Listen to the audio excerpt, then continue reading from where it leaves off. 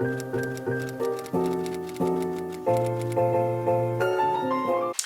hi, welcome back to my channel, Young Black Social Worker, where I talk about all things related to social work.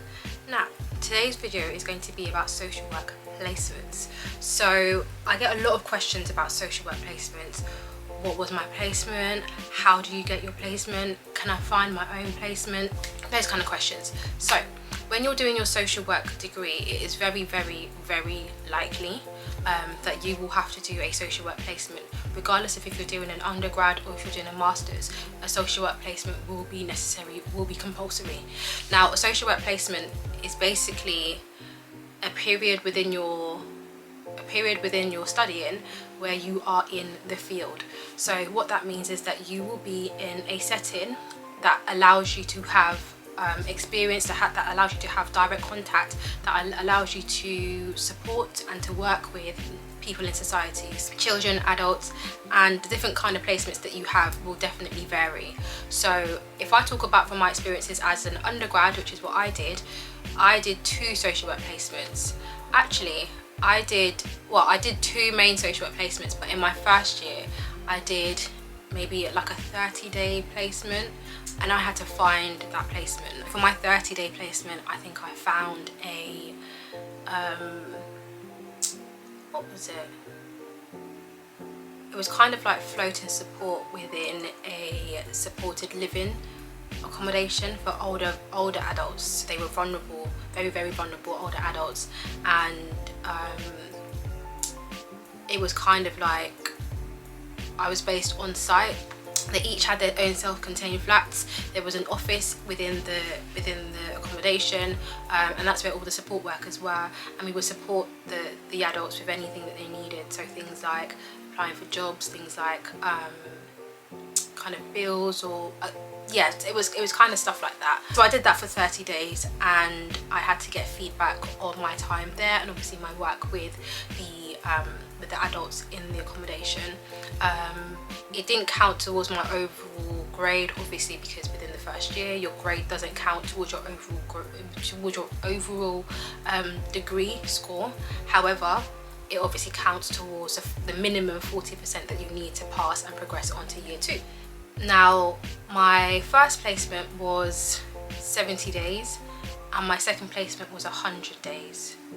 My first placement was working with, wait, before we even get into that, one of the questions that I get asked is, will the placement be something that I want, something that I've asked for? Before we did our social work placements, we were asked what we wanted to do, where we wanted to go into, what our first choice, what our second choice, I can't remember if there was a third choice was. For me, I picked that I wanted to work with, I think I said children with disabilities, because that was an area that I was considering going into once I qualified.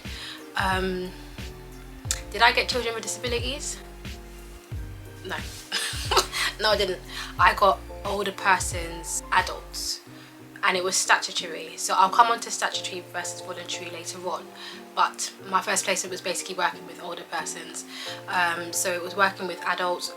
I think mostly they were like 60 upwards. I think maybe I had the odd 1 or 2 under 60, so like 50s, but mostly they were 60 and upwards. A lot of the needs were around neurological needs, so such as dementia, Alzheimer's. Some of them might have been impacted by alcohol use, drug use. Some of them may have had physical disabilities or learning disabilities, but mostly in my time on my placement, the majority of people that I was working with had dementia.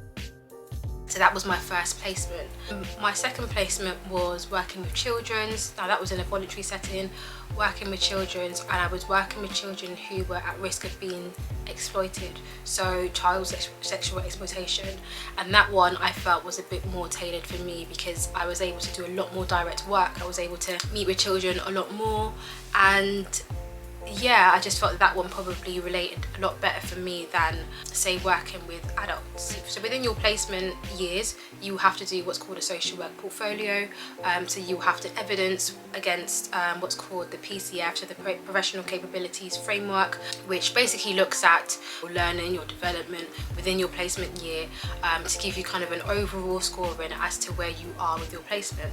Obviously, if you pass your placement, your first placement, then you can progress onto your third year. However, unfortunately, if you fail either one of your placements, it is likely that you may have to redo your placement over again, which ultimately results in you having to redo the year, because your placement is a large chunk of your social work, a large chunk of your overall score for the year. So one of the questions that I get asked in relation to your placement is whether or not they both have to be voluntary, or do they both have to be statutory, or can one be statutory, can be one voluntary? If you state what your preference is for either, will you get it? Is it a must that you have to have a statutory and you have to have a voluntary placement? And the answer is very simply, you get what you're given. You get what you're given. You're assigned your placements given, and what universities will say is that it's based on what your preference, what you've put down as your preference, your location. Are you a car driver? That could impact your placement, because they might put you somewhere further out if you have the means to kind of drive around. Apologies if the background has changed ever so slightly. So another question that I get asked is whether or not the social work placement prepares you for the world of social work. Now, I feel like the answer to that is yes and no. I feel like yes, in the sense that if your placement directly relates to the field that you want to go into, or the job that you want to go into, then it's good because it gives you a bit of insight into what you can expect. However, if you haven't had that direct experience, then yeah, it probably doesn't give you as much experience as you would like. Obviously, that's not to say that once you start your role you won't get your experience and you won't be able to learn, but I think some people worry about not having that head start when it comes to doing their first qualified role. For me personally, did my placements prepare me for frontline child protection? Not really, even though they were statutory and voluntary placements, and even though I did work with adults and I worked with children, I wouldn't say that it entirely gave me the experience that I needed. Another question that I get asked is, what can you expect from your social work placement? Now, in some ways, hopefully, fingers crossed, there should be learning opportunities there for you on your placement. It shouldn't just be an opportunity for you to be doing odd jobs here and there, or just kind of doing things, becoming basically an unqualified worker. No, your social work placement should give you plenty learning opportunities to learn about what organisation that you're in. But if you want to know more about my social work placement do's and don'ts, then please do check out the video that I've done on this previously, which will give you a lot more insight as to how to navigate your social work placement. Right, so we've come to the end of the video now. I hope you found it helpful. If you have, please do like, comment and subscribe. Leave a comment down below letting me know what your thoughts are about the videos, any comments that you have, and any other video suggestions that you have as well. Please leave them down below, and I'll see you in my next one. Bye.